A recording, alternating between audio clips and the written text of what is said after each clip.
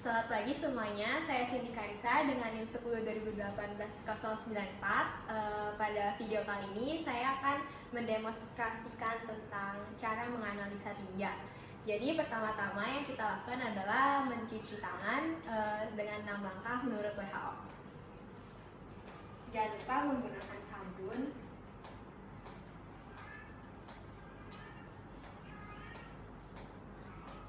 kemudian bilas dan keringkan.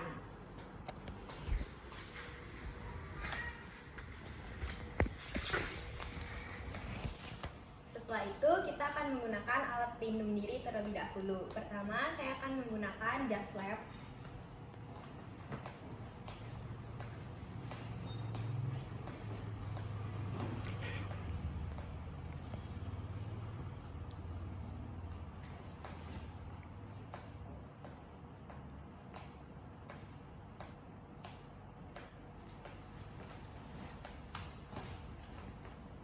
Kemudian menggunakan masker.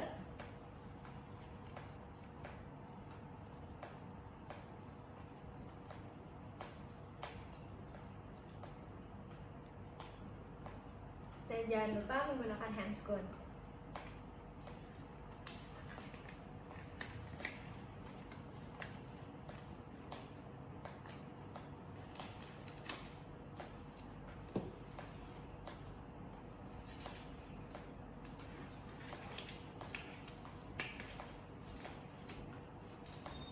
Kemudian di sini adalah alat dan bahan yang diperlukan. Alatnya ada mikroskop, kemudian objek glass dan cover glass, serta pipet dan wadah untuk fesesnya yang tidak menyerap dan jernih. Kemudian untuk bahannya kita punya fesesnya yang feses segar, tidak terkontaminasi oleh zat kimia ataupun air toilet. Kemudian ada NaCl 0,9%, eosin 2%, Lugol dan Sudan 3. Yang pertama, saya akan menilai tinjanya secara makroskopiknya terlebih dahulu. Di sini tinjanya konsistensinya adalah lunak, warnanya itu coklat, tidak ada lendir, tidak ada pus, tidak ada darah, kemudian tidak berbau asam ataupun busuk. Kemudian kita akan membuat suspensi tinjanya dulu, di mana saya akan menggunakan NaCl 0,9% sebanyak 2 bagian dan tinjanya 1 bagian. 2 tetes, 2 bagian. Kemudian setelah itu jangan lupa diaduk hingga merata. Kemudian yang pertama saya akan untuk melakukan pemeriksaan parasit, eritrosit, leukosit, epitel, dan serat. Saya akan menggunakan eosin 2% sebanyak 2 tetes. Kemudian suspensi tinjanya 1 tetes. Dan diaduk, kemudian ditutup dengan cover glass.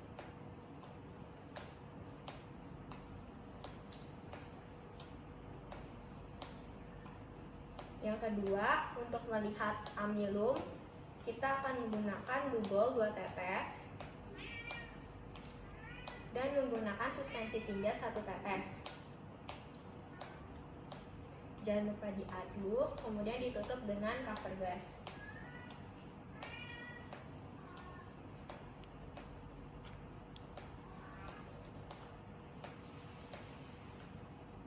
Kemudian untuk melihat lemak kita akan menggunakan Sudan 3 sebanyak 2 tetes dan suspensi tinja 1 tetes. Diaduk, kemudian ditutup dengan cover glass.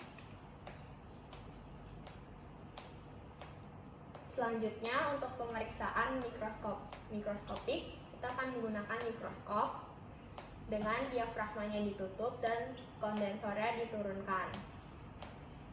Yang pertama, saya akan melihat ada tidaknya eritrosit, leukosit, parasit, epitel, dan serat yang menggunakan suspensi eosin 2%.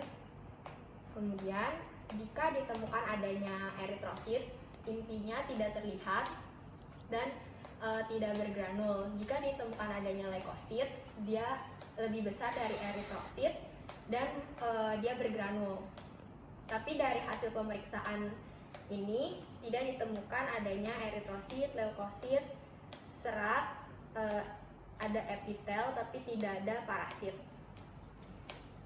Kemudian yang kedua, yang tadi menggunakan reagen Lugol, kita melihat ada tidaknya amilum. Cara pemakaian mikroskopnya sama seperti yang tadi. Kemudian jika ditemukan adanya amilum, dia akan terlihat berbutir-butir hitam tengguli. Dia bisa terlihat secara mikroskop maupun secara makroskopik. Tapi dari hasil pemeriksaan tidak ditemukan adanya amilum. Kemudian yang terakhir, melihat ada tidaknya lemak menggunakan mikroskop. Yang tadi reagennya adalah sedan 3. Kemudian dari hasil pemeriksaan tidak ditemukan lemak. Jika ada lemak, biasanya dia itu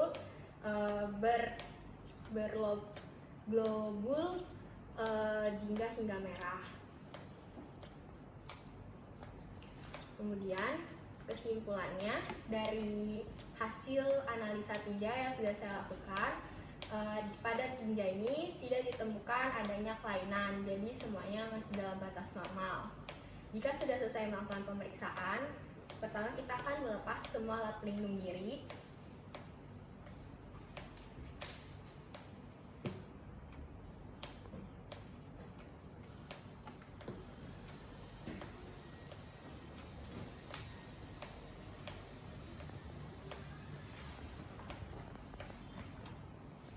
Dan kemudian kita akan mencuci tangan dengan nama angka WHO.